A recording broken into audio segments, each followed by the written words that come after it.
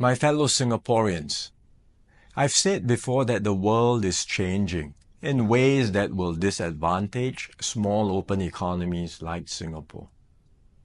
Some had previously questioned this assessment, but the recent Liberation Day announcement by the US leaves no room for doubt. It marks a seismic change in the global order. The era of rules-based globalization and free trade is over.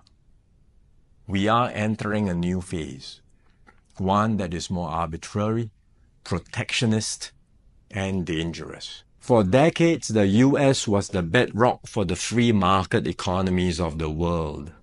It championed free trade and led efforts to build a multilateral trading system, anchored by clear rules and norms, where countries could achieve win-win benefits through trade. This WTO system brought unprecedented stability and prosperity to the world, and to the US itself. To be clear, the system is not perfect. Singapore and many others have long called for reform, to update the rules and to make the system better. But what the US is doing now is not reform.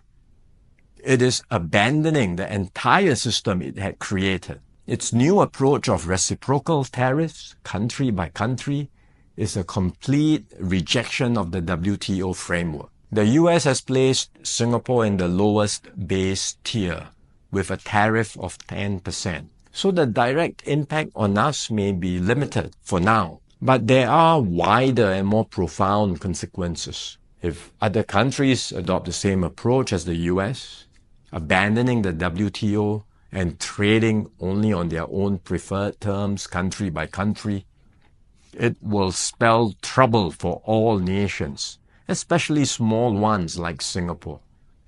We risk being squeezed out, marginalized, and left behind.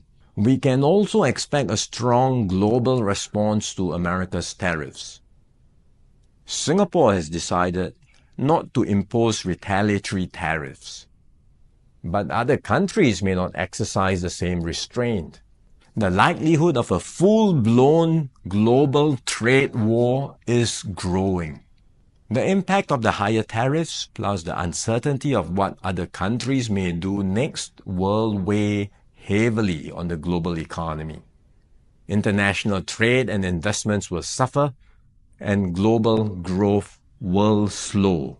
Singapore will take a bigger hit than others because of our heavy reliance on trade.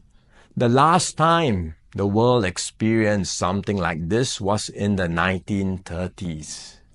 Trade wars escalated into armed conflict and eventually the Second World War.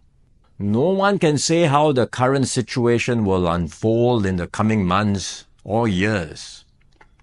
But we must be clear-eyed about the dangers that are building up in the world. Global institutions are getting weaker. International norms are eroding.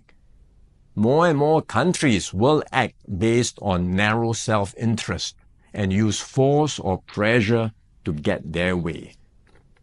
This is the harsh reality of our world today.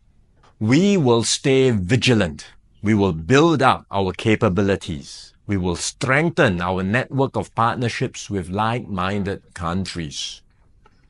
We are more ready than many other countries with our reserves, our cohesion, and our resolve. But we must brace ourselves for more shocks to come. The global calm and stability we once knew will not return anytime soon. We cannot expect that the rules which protected small states will still hold. I'm sharing this with you so that we can all be mentally prepared, so that we will not be caught off guard. Let us not be lulled into complacency.